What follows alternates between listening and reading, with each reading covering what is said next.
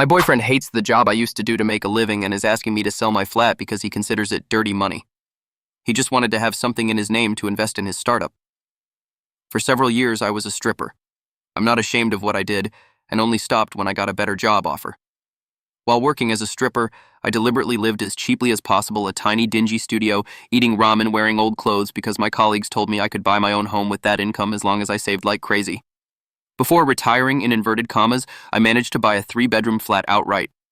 For a while, I rented out the other rooms, but I got tired of having flatmates, so now I only rent them out for short stays. I met this guy about 18 months ago, and we've been together ever since. He knows my work history and told me he had no problem with it, though he asked me to tell his family the white lie I sometimes use on my CV and elsewhere, which is that I was a waitress, which in a way I also was. A month ago, we found out I was 2 months pregnant. He said it was great news and that we should move in together. I assumed he would move into my flat because he rents his own much smaller 1-bedroom place while I own mine and have space for a nursery, which he doesn't. Besides, I don't want to leave my flat. It's mine, I love it. I see myself living here for the rest of my life and don't want to lose the security of ownership and go back to paying rent or a mortgage every month. However, he said he didn't want to move into my flat and that I should sell it so we could buy one together. I told him I liked my flat, that it meant a lot to me to have been able to buy it, and that it represented years of hard work and saving. He said he understood all that, but that we should live together before the baby arrived, and that he didn't want to live in my flat. I asked him why not. It's a great spacious flat in the city center with room for his things. There's a nursery in the building run by another tenant and a school a 5-minute walk away. And the list goes on. He said he didn't want to live in a flat bought with stripper money. That made me furious, and I told him there was no way I was selling my flat and that he'd never had a problem with stripper money paying for this place before. I told him I wasn't going to give up the security of homeownership for someone trying to shame me for something I'm not ashamed of. He replied that if I sold the flat, we could buy a new one with that money. I said, wouldn't that still be stripper money? And he replied, that's different. I asked how, and he said he was going back to his flat because he couldn't talk to me when I was like this. Now he's gone back to his flat and has messaged me saying I'm overreacting and being irrational and that I need to think about this realistically and not emotionally. He says he wouldn't feel right raising a child in my flat knowing how I bought it, and that selling and moving is the best idea for everyone, not to mention that his name isn't on the deed because it's my flat, and it would never feel like ours. Because of this, I feel like I might be the idiot, because I understand he might feel it's just mine, and maybe I'm being too rigid at a time when we need to work together. Furthermore, I talked to my sister and she sided with him, so 2 out of 3 people think I'm wrong. Am I the idiot edit on the stripper's real estate advice? Very early in my job, I made a comment about getting an off-campus flat because the cost of living in university halls was sky high, and someone said, yeah, I'm so glad I own instead of rent. I asked how she did it, and she basically told me I didn't understand yet because I was new, but that most of them had bought their homes outright or with a loan solely with the money they earned there. They gave me all this advice about living as cheaply as possible so I could have my own place in a few years, about whether I wanted to have a baby and live with him. I think the baby ship has sailed. To be honest, the good news is that if there were a custody battle, I would win without a problem. Even if he brought up the fact that I was a stripper, I've done so many things since then that would weigh much more while he doesn't have a stable income and moves every 6 months. He has thrown it in my face before, usually in fights, but he has always apologized afterwards. I don't think he's trying to get out of anything, as I've never mentioned moving in together, but I suppose I can't completely rule it out right now. He doesn't have many savings. He has a startup he's trying to get off the ground, but in almost a year he's only had about 4 clients. He swears the business will eventually take off, but he left a much better paying salaried job and now works in hospitality for minimum wage through an agency because his previous job wouldn't let him have his own company while working there. He's basically spent his savings and burned bridges he had to keep the company afloat. It seems option 1 would be for us to buy a new place while I rent out my flat, which would mean we'd put down a deposit and then pay a large mortgage together. Option 2 would be to sell my flat, in which case, as it's a 3-bedroom flat, we'd probably have about 80% of the total cost of a 3-bedroom house and then take out a much smaller mortgage that we'd still have to pay. You know what's the funniest thing? And by funniest, I mean infuriating. At every celebration, he and his friends go to a strip club, be it a stag party, a birthday, a graduation, a promotion. He goes at least once every few months and has the audacity to throw it in my face that I was a stripper years ago. He goes to a strip club several times a year. In fact, he often goes to the same one where I used to work. Regarding him manipulating birth control methods, I'm not taking anything as birth control for medical reasons, but he has always used protection. I never noticed anything unusual like leaks or a broken condom. As for why my sister agrees with him, she's my older sister and loves me, but she never fully approved of me being a stripper. This might be a manifestation of that. Just in case anyone sees this, I broke up with him. We had a whole conversation, and during it, he said he didn't want to be a father if I wasn't willing to do everything he wanted, including sharing a house and deed in addition to staying together. Also, at the beginning of the conversation, I told him what some people had suggested, that I'd be willing to sell and split the house with him as long as he paid 50%, and he got extremely angry very quickly. He also said some other things, so I'm not entirely sure how it will all unfold, but it looks like I'm going to be a single mother. Update 1. In England. I recently found out I was pregnant. I don't take the pill or have the implant for medical reasons, so our only protection was condoms. I am now 2 months pregnant with his child. I own my flat and have a well-paying job while he has a failing startup and works agency shifts. We spoke yesterday. Someone suggested I record all interactions, as some people had already suspected he might have tampered with our birth control, so I set my phone to record when he arrived. During the conversation, he initially said that if we weren't together as a couple, then he wouldn't want to be in the baby's life. And when I told him we could agree on shared custody, he replied, "That's bullshit." Later in the conversation, he said, "I thought a baby would fix things." I replied that it couldn't have fixed anything. If anything, it had strained the relationship further, as the baby wasn't planned. And he yelled at me, "Of course it was planned. How do you think you got pregnant, by fucking magic?" He then paused and said, "I mean, it wasn't like, stop making that face, I'm kidding." I asked him directly, "Are you saying you tampered with the condoms?" And he, in a low but clearly audible voice, said, "Yes."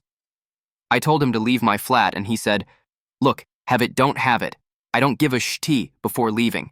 Later, I sent him a text message saying, "Just tell me why." He then called me, so I started recording with my MP3 player. Over the phone, he admitted he hoped I would sell my flat, buy a new place with a mortgage, and that we could give a boost to his business. I hung up. Hours before the initial conversation, I spoke with a lawyer who frequently handles custody cases, and he said he would help me with the matter. However, he is married to a friend of mine, and I love her very much, but she's a bit gossipy and a little condescending, the "oh, you poor thing" type. So I don't want either of them to know any of this if it's not usable. My ex didn't know I was recording him in either case, and there's only audio, no video. In the first recording, we said our names several times, but not in the second. Is this admissible in a custody case? It's helpful for context. I feel like he said everything that would win me the case if there were one, but if it's not useful, I don't want her to find out. If it is useful and admissible, I'll just send it to my friend's husband. Thanks in advance. Edit. I'm worried he might try to ask for 50-50 custody to avoid paying child support, or that he might ask for majority custody so that I would have to pay him, which he might win since he has family, whereas I only have my sister and brother, and I have a work history that could harm me, or that he might try any other move if we end up in a custody battle. After hearing this, I want full custody, and I'm worried he'll generally object. It's not too late yet, but I'm not going to have an abortion. Update 2. To start. I broke up with him. He initially said he didn't want to be a father if we weren't a couple, but earlier this week he told me he wanted majority custody not only to avoid paying child support, but also so that if he got it, I would end up paying him. And he literally said that was his reason. Furthermore, he has his own startup and admitted it's basically finished, and that he hoped when I sold my flat I would also inject money into his business with the sale proceeds. So in short, this was all about money for him, and I have extensive documentation of all of this. There's going to be a legal case, but I've already received advice, and it seems I'll be able to obtain sole custody, which is what I intend to apply for. In recent weeks, my sister has insisted even more that I try to fix things with my ex because a baby should have a complete family, so I've decided not to involve her in my pregnancy, which has made her furious. She also told our parents, which infuriated me, so now we're not speaking. I want to thank everyone who commented on my first post. When I first wrote "caught between my boyfriend and my sister," I was convinced I was in the wrong. So receiving such overwhelming support helped me immensely to realize that I shouldn't doubt myself so much. With that realization and everything that's going on, I've decided to go to therapy, which I start next week. In summary, this will probably end with me being a single mother in the flat that is already mine. And honestly, it's a pretty decent outcome. Edit. Honestly, our family life as girls wasn't the most stable, and she always wanted to have a nuclear family as soon as she could build one. I think our upbringing has translated into her pushing or wishing for this idea of a complete family as adults. Some people think my sister does it from a place of love, that she doesn't want to see me raising this child alone. I thought that too and wanted to believe it, but then she told our parents I was pregnant, and until that moment I thought it could come from a place of love. But telling our parents about the baby doesn't come from a good place, or at most it comes from a well-intentioned but naive place. They kicked me out when I was a teenager for no reason. She has tried to get me to make amends with them, and I've refused. And from all my extended family, I only have contact with one sister, her and one brother, regarding whether my boyfriend was going to give me a share of his business, ha ha ha.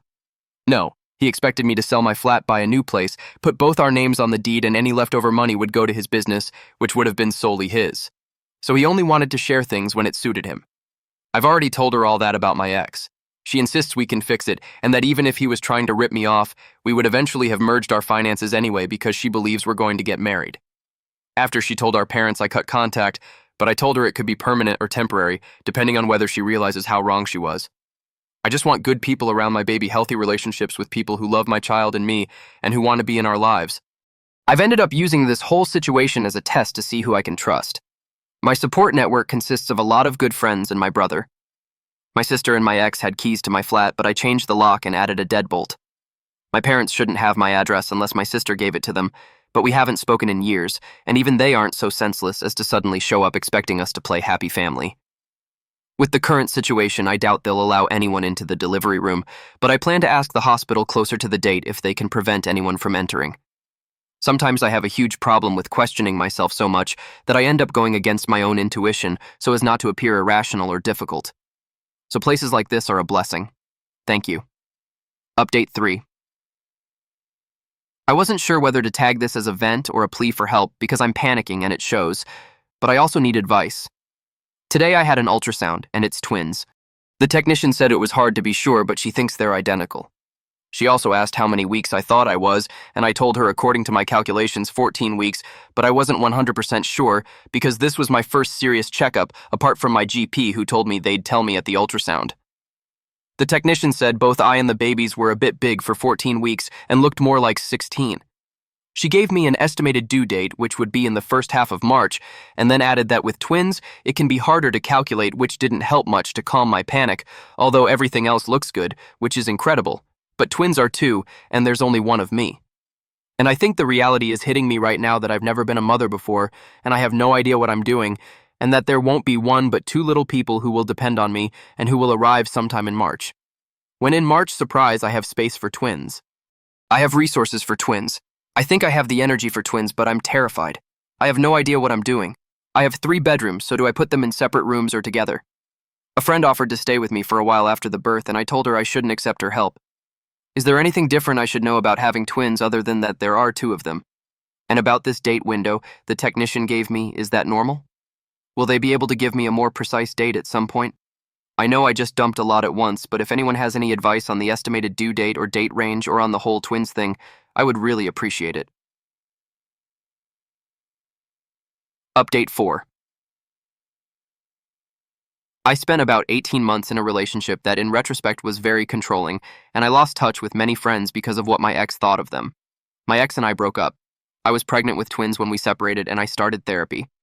My therapist encouraged me to reconnect with friendships I had neglected. There were 2 in particular whom I missed very much, and I decided to write to them first, Lily and Caleb. They were happy to hear from me and completely understood the situation with my ex. I wrote to them in mid-October, and it was as if we had never stopped talking. I've known Lily since we were children, and I met Caleb at university almost a decade ago. My ex didn't like Lily because she's bisexual, as am I, and he also didn't like Caleb because he's a straight man. Since October, I've been talking regularly with both of them. Christmas came, and we were all alone, so I told them they could come to my place if they wanted. Lily and Caleb already knew each other, but more as acquaintances than friends, and at Christmas dinner they became friends. They, along with a couple of other friends, chipped in to get me a stand mixer and a ton of baby stuff for Christmas. After that, Lily and Caleb started coming over more often. They made a group chat to plan things together. They helped me set up the baby's room. Lily took me to one of my medical appointments, and when I casually mentioned I was craving ice cream, Caleb showed up the next day with 4 tubs. These are just examples, but overall they've done an incredible amount for me in the past few months. The girls arrived 3 weeks ago, almost a month earlier than expected. With premature twins, everything has been chaotic, and I didn't receive visitors for the first week. But a few days after coming home, they told me on the chat to open the door, and when I did, there was a bag with prepared meals, snacks, and a couple of formula bottles. When I started receiving visitors, they came together. One would look after the girls while the other cleaned. The only reason I can write this right now is because they came today. Caleb managed to get both girls to sleep, and Lily left me a meal ready for tonight. I have a complicated relationship with the concept of asking for help. From a young age, I had to be self-sufficient, so asking for help makes me uncomfortable. They know this, which is why they don't wait for me to ask. Instead, they just show up and help. I've thanked them profusely, but they always tell me it's not necessary that we're friends, and it's normal, even though I know they're doing far more than anyone would in this situation. Which brings me to the question, how can I adequately thank Lily and Caleb for everything they've done for me in the past few months? Where do I even begin? Edit a letter is a really nice idea and would save me from blurting out the first thing that comes to mind. We've watched a movie or series a couple of times, but I always end up falling asleep. I'm thinking of baking something soon, so maybe I'll make them some brownies. Some people said I should give them one of the babies. That sounds fair. Seriously though, I feel really bad for letting my ex put a barrier between us, and I'm trying to help them where I can, but right now I'm the one up to my neck, so I'm the one receiving most of the help. I've been helping Caleb with his work as we're in the same field, and I just made them a tray of caramel brownies, so I feel like we're a bit more balanced now though. I know they don't mind being helpful. I didn't know I could name godparents. I'll definitely do that provided they're willing. Marrying both of them, as some said, is tempting, honestly. We've been flirting a lot, but I'm not sure we're at that point yet. Just kidding. Update 5. I have 3-month-old twins. I've been out of contact with my parents for a decade because they were very abusive and kicked me out of the house when I was a teenager. For this reason, I won't allow them to meet my daughters. My sister is 3 months pregnant, lives with our parents, and says she plans to continue doing so as she doesn't want to raise a child, but they want a grandchild. So the idea is that they all live together, and my parents raise the child while she only appears as the mother on paper. I called my sister to find a way to get the baby out of my parents' house. She said if I want to take the baby, she will allow a legal adoption, but that's the only option she'll consider. The biological father won't be involved, so he's not a factor. I have the money here to take on a third child, and with some adjustments, I could make space. I can extend my maternity leave to a full year. It's scheduled to end soon, which would mean that when the newborn arrives, I'd have 3 months of leave left to adjust. I am a single mother, but I have a solid network of friends who help me, and my job has been very understanding with my leaves. Furthermore, my employment entitles me to free childcare. Would it be a good idea to go ahead with the adoption?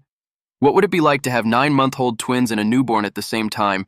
Would having ages so close affect the children as they grow up? Sorry if this isn't the right place to ask, but it seemed like the most logical forum to turn to.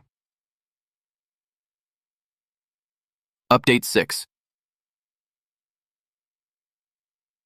I posted this somewhere else, but someone directed me here, so I hope it's okay. I have 3-month-old twins, and my sister is 3 months pregnant. She wants me to adopt her child, which would mean that when my twins are 9 months old, I could be adopting her newborn, thus having 3 children under 1 year old. My 3-month-old twins are doing well. We started with some difficulties, but now they sleep 4 or 5 hours straight, so I hope they'll soon sleep through the night. And we haven't had any serious problems, despite being a bit premature for a couple of weeks. I've already arranged childcare for when I return to work.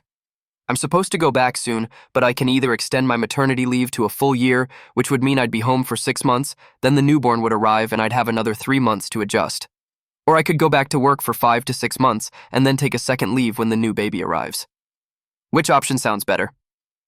I have a 3-bedroom flat, and the plan was that when the girls were older, they would each have their own room. But if I brought in a third child, what would the layout be like? Could they share a room? For how long would I have to move to a bigger place immediately, or could I wait until I had a bit more savings? I really want to take in my sister's child as it's the only way to keep him safe, but I don't know if having 3 babies at once is the best idea, especially as a single mother. Could anyone in a similar situation give me a better idea of what it's like to have 3 children under 1 year old? I think I'm managing quite well with 2, but a third child only 9 months younger than the others doesn't sound easy to say the least. Any advice or opinions are welcome. Thank you. Edit. I can afford to take in the child, and I think I'd be fine with all the logistics related to babies. The only possible downside I see is that I only have 3 bedrooms in my flat, and with this child we would be 4 people. So if that were an immediate problem, it could get complicated. But since I had the twins, I had already decided that in a few years, it would be necessary to move to something bigger, so if it can wait, it won't be a problem. I am a single mother, and of my 4 siblings, I only maintain contact with 1 brother whom I trust with my daughters. But he has said he prefers not to babysit. However, I have a solid network of friends, including my 2 best friends who have agreed to be the twins' godparents when we can schedule the christening. They often help me so I can have breaks. Furthermore, I've been ill since the birth, and they came to take care of me and the girls. and if they couldn't help, I would still have other friends to turn to. I also have a therapist for my mental and emotional health, although sessions have been somewhat irregular lately. As for other practical matters, I think everything would be feasible both financially and physically. I can afford a triple stroller and an extra crib and everything else needed. Of course, caring for 3 babies would be a lot of work, though. I think I've handled 2 well so far. I hope the twins will soon sleep through the night. And while a new baby would probably disrupt that, there are steps I can take to help. At work, they have also been very understanding, so I don't foresee any problems there. Regarding the adoption. If I do it, I would do it through legal channels, not because I don't trust my sister, but because I don't trust my parents. It's a very difficult decision, and I'm trying not to make it hastily, but sharing it here is helping me. I have about 6 months before the baby arrives, so I don't need to give my sister an answer today. I'm going to take my time and think it through before doing anything. Update 7. I'm adopting my sister's child. He was born 8 days ago, but he's more than 2 months premature, almost 3. The birth was supposed to be natural, but it ended in a C-section due to complications. Still, it was a routine and uneventful C-section. The doctor said that overall it went as well as possible. The doctor wanted my son to stay a bit longer in the hospital because he was born so early that they want to make sure it's safe before I take him home. However, since I can't initiate the formal adoption for a few more weeks, and with the current visitation restrictions, that means I can't even go to see him. I would post a picture here, but I don't even have one to show you. I've only seen him once right after he was born. My sister can see him because she's the biological mother, but she's only gone once. I was supposed to be able to take him home yesterday, but they asked to keep him longer and run some more tests. I'm not receiving information, or the information I'm given is very limited, because even though I am his mother and he will live with me as soon as he's discharged, since he's not yet on the paperwork and I didn't give birth to him, they can't give me the same information my sister receives. I'm angry, frustrated, tired, and anxious. And even though my friends are trying to calm me down, it's not working. I just want him home safe and sound. Update 8. I lost the password to this account and hadn't set up an email. But today I was browsing logged out and saw a post that made me so angry that I dug out my old laptop, which I hadn't used in 2 years, and which had the password saved, and managed to log in just to respond to that post, but it was closed right as I logged in. Then I saw I had over 60 notifications, including a message from Reddit saying I have rewards expiring on December 31st, 2024, and that I should use them before they expire. Oops, the rest were messages asking how I am, what I'm doing, how the children and I are, that kind of thing. So this is just a quick post on my profile for anyone who's still around. I'm doing well, thanks for asking. I wouldn't have been able to say that a couple of years ago, but now I can. The children are doing well. The girls are 4 years old and start school in September. I'm barely processing it because it feels like just yesterday the midwife was comparing the size of the fetuses to fruits and vegetables. Although to my dismay, my son was born 4 days after the cutoff date, so he won't start school until next year. He's disappointed because he wants to do the same as his sisters, but I think in the long run he'll prefer to be a year behind, speaking as someone with several siblings who always appreciated that extra space in school. Love life. The boyfriend is no longer around. Not the father, but a guy I started dating sometime after the children were born, and who also turned out to be an imbecile. I took some time off dating and have recently gotten back together with the 2 people I mentioned in an earlier post, whom I called Lily and Caleb. We tried dating as a couple, but we broke up early on because I had a lot on my plate. My self-esteem was low, and I felt like I was using them. After spending time single and focusing on myself, and of course on the children, I realized I'm truly in love with them, and it seems it was mutual. We're about to celebrate our first anniversary. The children know, and are very happy. Work. I've changed jobs once more since I last wrote here.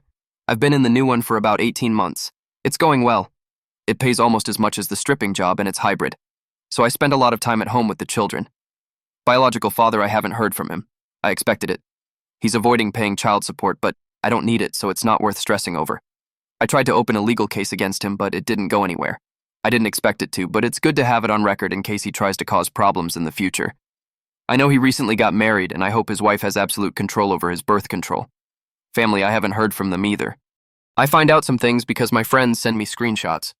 Some relatives sometimes complain on Facebook about how horrible I am for not letting them see the children, but since this is to keep them safe, I don't feel bad about it. Flat. With my rapidly growing family, I was thinking of selling. I even put it on the market, and a real estate agent was bringing people to see it while I was looking for houses. I felt terrible because I love this flat. It's a symbol that I can achieve things I never thought I would. And of the houses I saw, few met everything I wanted. So when the flat next door came on the market shortly after I took it as a sign, I spoke with the owner and our shared real estate agent, and we agreed that I would withdraw my flat from the market, buy theirs, and convert both into one huge flat which solved all my problems without affecting the property's value. It took some time to sort everything out, but I'm very happy I did it, as my only problem with this flat was space, and that's now resolved. I can't think of anything else to add. Maybe that I now have red hair, but I'm happy to answer any questions if anyone is still around. I suppose most of the people who followed me when I first posted about 5 years ago will be like me, inactive, have forgotten their password, or have completely forgotten why they followed me. But if you remember me, hello. Thank you for all the good wishes and the worried messages, and I truly appreciate the support. When I made this account, I had no self-esteem. I felt terrible all the time and was trapped in a controlling relationship that I didn't even realize it was. If it weren't for the people here who told me to get out, I'd probably still be in that relationship without my beautiful family or my beautiful flat.